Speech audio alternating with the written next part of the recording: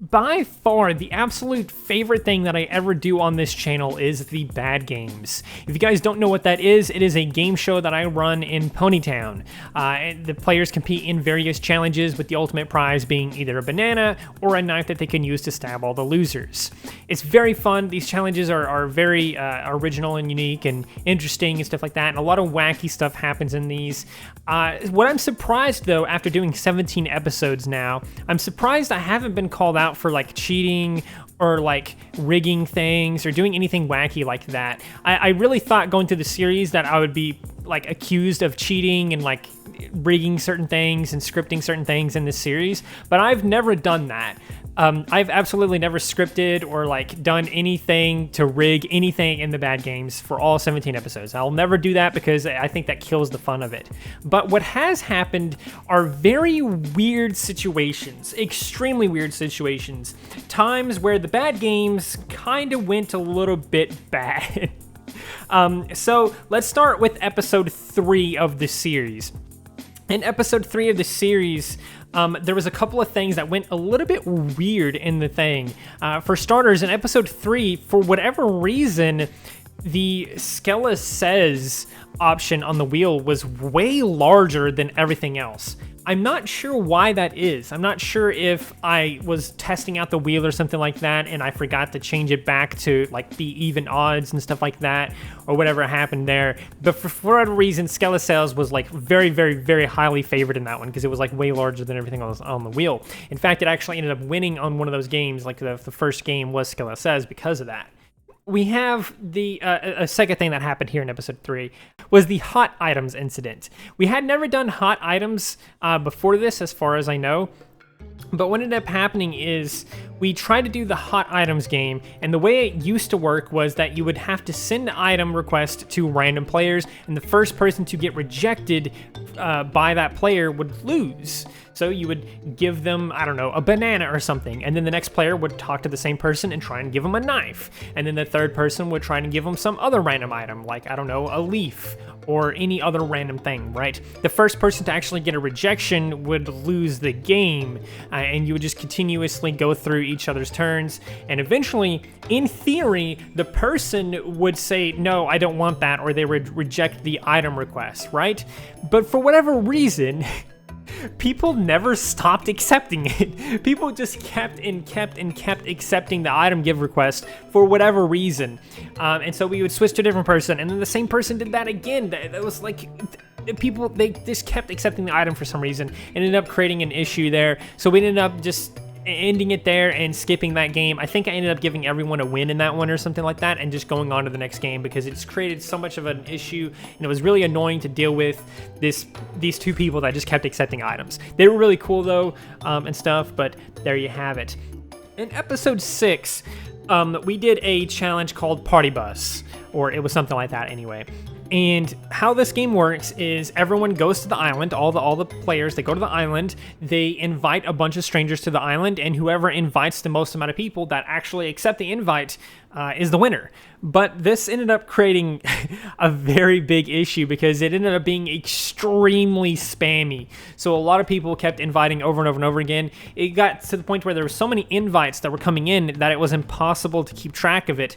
So what I had to do is basically just sit there and give up trying to keep track and just wait for the timer to end and the game to end and stuff like that, and then go from there or something, right? And so ultimately, because I had to go through and count, the way that Ponytown works is after so long, the previous chat, you can't scroll up all the way to the beginning of the chat. So some of the invites were impossible to count because they weren't in the chat log anymore.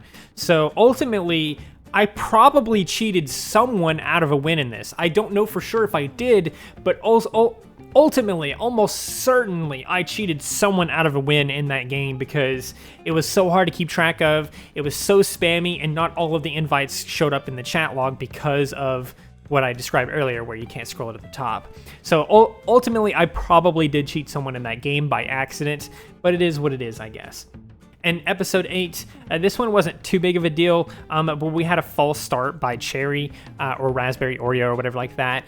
We were doing a game where it was like Battle Royale, where you have to like kick each other out of the party, and whoever is the last one of the party is the winner, right? Super simple game, but I was giving people permission one by one because you can't give them all permission all at the same time. And once Cherry got permission, they immediately kicked Rocky, and so it was a false start. So you could call it cheating, but technically we didn't start yet, so it didn't really count. We just re-invited Rocky, and then everything was fine from there. But moving on to episode 10, because that's the next episode. We were good for a couple episodes there. In episode 10, we did this game where we basically, the game is called Gimme Gimme, and the 3 players have to talk to strangers and convince a stranger to give them the item that stranger is holding. And so you have to do this without asking for it directly, or, you can't ask for it. And ultimately, in this game, Wild cheated. I don't think they meant to, but they kind of worded it in a way that was like they were basically asking for it. So we decided, hey, that doesn't count. We're going to eliminate you from this now, or something like that. I think we allowed them to retry again with the rest of us, but ultimately, like, Wild just like kind of cheated by accident, maybe? Question mark? I don't know. But it is what it is. So let's move on to episode 11. And this one was weird too, and I talked about it in the video. But basically in this one, you had to convince a stranger that they know you. And I looked away from Nutty for like 2 seconds to look at someone else. And in that 2 seconds, someone verified that they knew Nutty, even though they didn't actually know them. They were just like, okay, yeah, sure, I know you, or something like that, right? And I looked away from it, so I didn't quite see it in time, and so the game went on for like a few more minutes without us really realizing that happened until someone pointed it out, and I was like, oh, okay. And I don't remember if I looked back at the footage after that or like what happened, but I think I just took their word for it and just gave Nutty that win there, and we moved on from there. In episode 12, a couple of different things happened in episode 12 that I would consider bad, or like just it didn't work out very well. In episode 12, the very first minigame that we did in that one was Stop Splashing Me. It was extremely difficult to get another player to splash the player back, because that was the goal of it. You have to splash a player, and if they splash you back, you win. And then there's going to be 2 winners and 1 loser, because whoever gets splashed back last is the only loser. That's how it works. It took a very long time to get people to like even get in the water and splash back. And then ultimately towards the end of that challenge, I had to like review the footage to see who splashed first and stuff like that. And it was a whole wacky thing.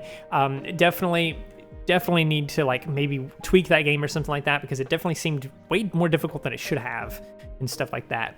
Another thing that happened in episode 12, and this one was maybe cheating, I don't really know.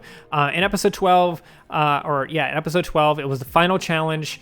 Clarissa 7 had brought a pepper stick, a stick with peppers on it, in the game Fruit Tales or whatever it was called. Basically, the players have to go to the island, get some fruit, bring it back, and if you bring back the same fruit as someone else, or a fruit that was already brought back previously, then you lose, you get eliminated. And the last one to bring something back, blah, blah, blah, whatever, wins, right?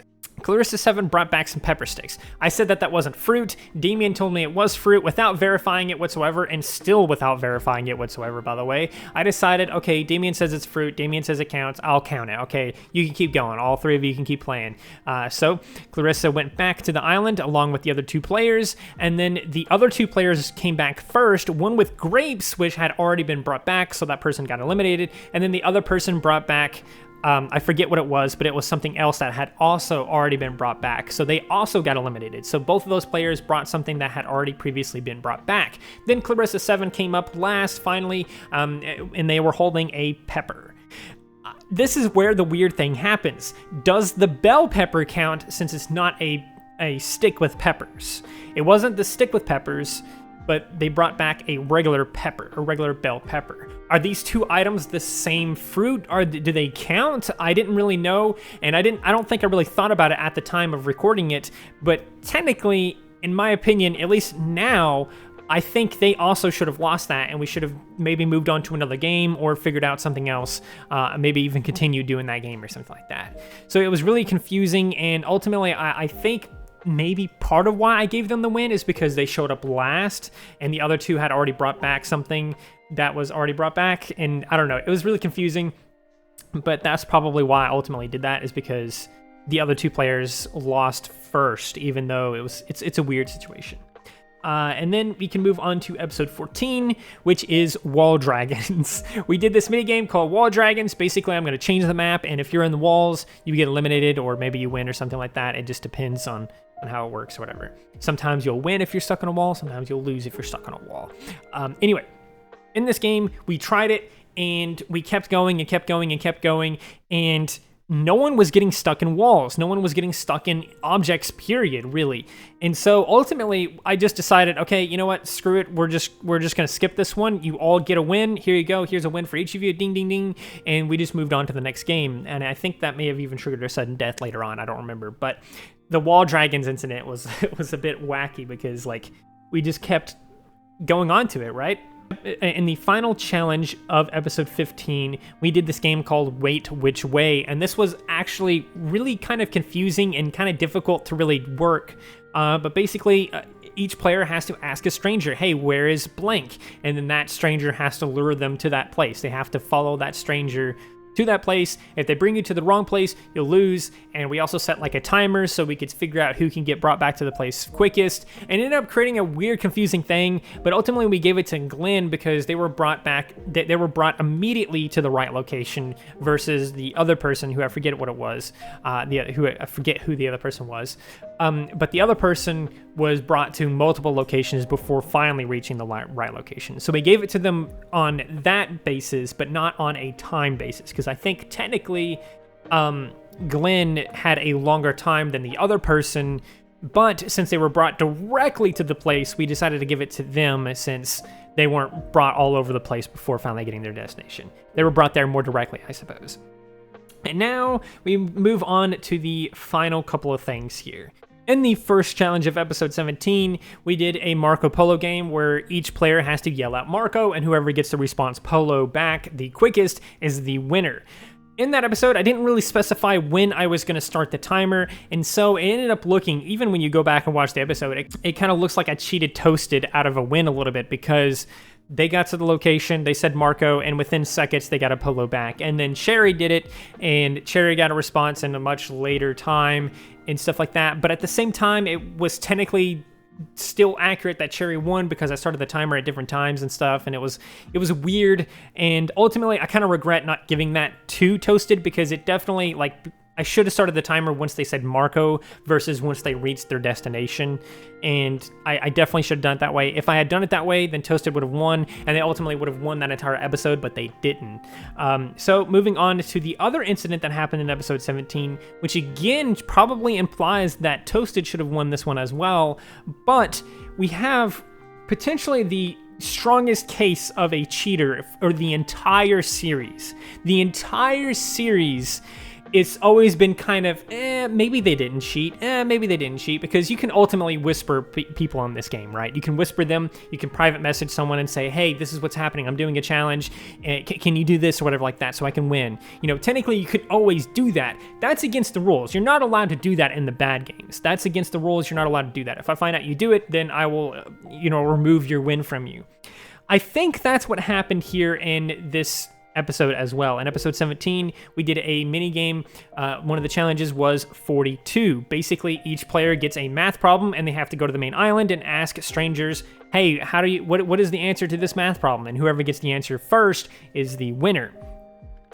What happened, though, in this episode was Cherry asked for their answer, they asked 7 plus 8 or whatever their question was. And then immediately, within less than a second, someone responded, answer is 15, which should not be possible. The amount of time it took for them to get an answer is just impossible. There's no physical way. I really, really, really, really, really do not think that was a genuine win by Cherry there. I genuinely think that Cherry cheated here.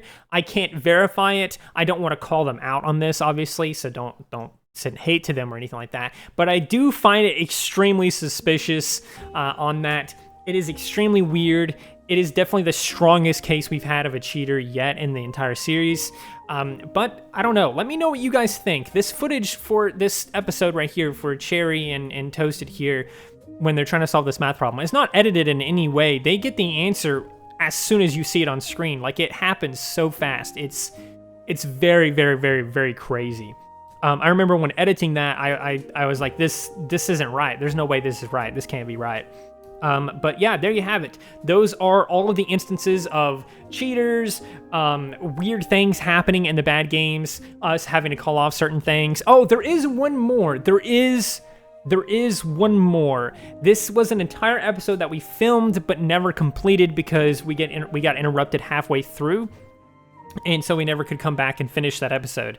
And there was a couple of challenges we did in that episode, but ultimately the episode was never finished because there was audio issues, and halfway through I ended up having to quit anyway because I had to like leave the house for an important thing and stuff. But yeah, there you have it. Now that's everything that's ever happened in the bad games that has been, well, bad. Let me know in the comments below what you guys think of all these incidents, and if you guys want to be part of the bad games for a future episode, definitely join my Discord server. Request the waiting list role. I ping that waiting list role in my Discord server every time I'm about to film an episode, and I always need exactly 3 players for this for episodes and stuff. So I hope you guys enjoyed this video. If you did, please do consider liking, subscribing, sharing, and doing all of those wonderful things like that, because when you do wonderful things like that, not only do you get access to wonderful content such as this, but you also get to become wonderful for yourself, and I think we all want that. So do those wonderful things, and until next time, stay wonderful.